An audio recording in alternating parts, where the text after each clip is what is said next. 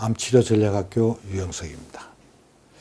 이 암치료 전략 8개를 계속 얘기하고 있습니다. 그래서 오늘은 이제 5번째 제 5개입니다. 환경을 정비해라, 적을 굶겨라. 상당히 조금 비상적인 얘기긴 합니다. 근데 이게 왜 환경이 정비돼야 되고 또 왜 굶기는 작전이 중요하냐. 이게 실제로 어떻게 보면 이것이 암치료 전략 혹은 통합적 암치료의 핵심 포인트라고 얘기를 드릴 수가 있겠습니다. 우리가 암세포가 자라는 데는 암세포 주변 환경이 굉장히 중요합니다. 현대의 이 생활 방식이 잘못돼서 환경이 오염되고 이러기 때문에 암세포 주변 환경이 나쁘기 때문에 그래서 암이 이렇게 극성을 피는 겁니다. 그런데 현대의학에서는 여기에 대한 개념을 정리를 아직 못하고 가고 있습니다. 이 세포 조직을 보면요. 그러니까 미세 환경이라는 게 있습니다. 그러니까 세포 주변의 환경을 얘기합니다. 실제로 조직을 보면 이 암세포가 바짝바짝 붙어서 틈없이 붙어 있어서 어느 조직을 만드는 건 아닙니다. 세포 사이가 이렇게 벌어져 있고 혈액이 흐르고 세포가 있고 세포 주변에 있는 이런 액들이 체액이 차여 있습니다. 이 체액의 역할이 굉장히 중요하고 미세 환경이라는 것은 이 세포 주변에 있는 이 체액의 상태를 얘기를 합니다. 이 세포가 제대로 된 기능을 하려면 이 주변 물이 건전해야 됩니다. 아무리 정상세포도 주변 체액이 오염이 되어 있으면 상당히 힘이 듭니다. 그래서 실제로 혈액이나 임파가 있고 이렇게 흐르고 세포가 있고 세포 안에 또 세포 내액이 있죠. 핵이 있고 세포 내액이 있고 세포 외액이 있고 혈액이 있습니다. 그 다음에 임파도 있고. 그래서 도식을 해보면 실질적으로 이 세포 내액은 한 40%가 되고 세포 외액이 한 15% 정도 되는데 이 세포 외액에 세포가 둘러싸여 있고 이 세포 외액의 상태가 세포 기능을 아주 좌우를 합니다. 이 세포 외액을 또에 영향을 주는 것이 그 다음 혈액입니다. 그렇기 때문에 이 미세 환경은 세 가지 조건에 따라서 많이 변하고 있습니다.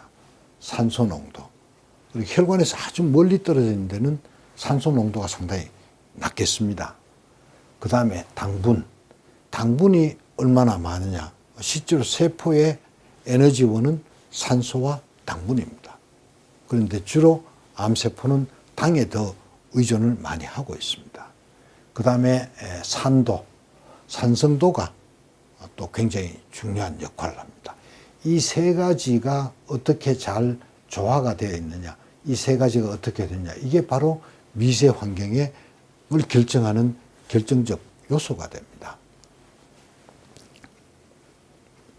실제로 우리가 암이 커질 때는 대개 이 암이 처음에는 암세포가 이래 있다가 세포 분절해서 어느 정도까지, 즉 2큐빅 밀리미터가 될 때까지는 주로 미세 환경, 세포 외액에서 모든 영양분이나 공급을 받고 그리고 자랍니다.